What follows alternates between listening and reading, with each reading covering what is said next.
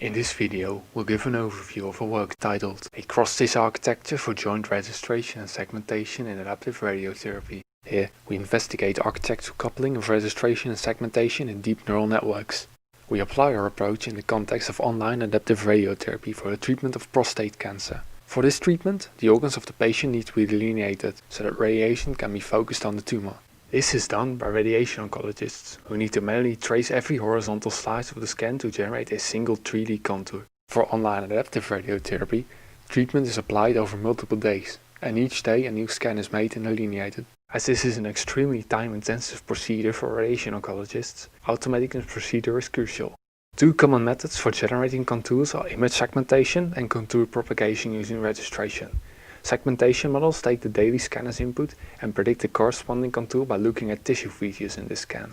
Registration models take both the manually delineated planning scan as input, which we will call the moving image, as well as the daily scan, which we will call fixed image. The model then predicts a mapping between the two in the form of a DVF that can be used to warp the planning scan such that it's ideally equal to the daily scan. The same mapping can then be used to warp the planning contour to obtain the unknown daily contour.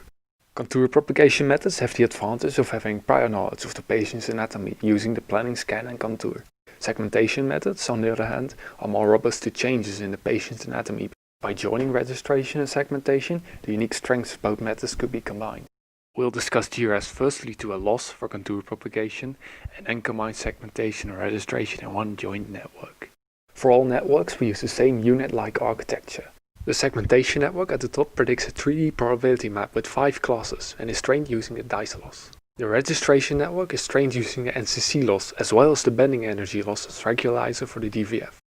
These results, in terms of mean surface distance on the predicted segmentation maps, show that the registration network performs best for most organs. The segmentation network is best at predicting the bladder, since this organ deforms a lot between visits, which is a weakness for registration methods. The next network is a registration network that is trained with a third loss, namely the dice loss between the warped moving segmentation and the ground truth fixed segmentation. This extra loss improved the registration, although the results for the bladder show that there is still room for improvement. Which is why we designed this joint network that merges segmentation and registration architecturally. The architecture is similar to the previous network, except that it has an additional output layer for segmentation. The network is trained on both the registration and segmentation output at the same time. The results of this network are significantly better than the other networks, especially for the bladder. These results demonstrate that the joining of registration with segmentation in a network does help the segmentation task overcome most of its weaknesses. In the previous network, we forced all layers to be shared. It is also possible to share fewer layers, and you can imagine that there's many permutations of networks that share or not share specific layers. That's too many to try, so instead we applied a dynamic form of sharing, where the network learns for itself what to share and what to keep separate. In this network, there's individual paths for segmentation and registration. At 4 points in the network, the paths are connected using so-called cross-stitch units. A full explanation is given in the paper, but the takeaway point is that these units combine pairs of feature maps from the two paths via a simple, learnable linear function. These results show that this learnable way of sharing through cross-stitch units improves over the hard sharing network. We compare our results to an iterative method, a deep learning method, and a hybrid learning and iterative method.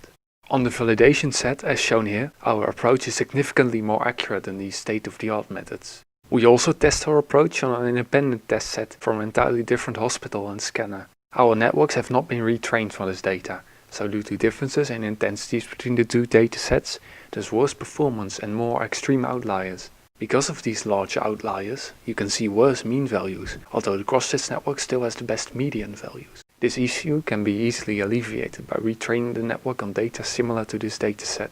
Finally, this is one example of what the generated contours may look like. The segmentation network on the left undersegments some organs and makes some false positive predictions. The registration output looks better, though it does suffer from some warping artifacts. The cross-stitch network doesn't appear to suffer from these issues, thus it seems to have successfully combined the strengths of both methods.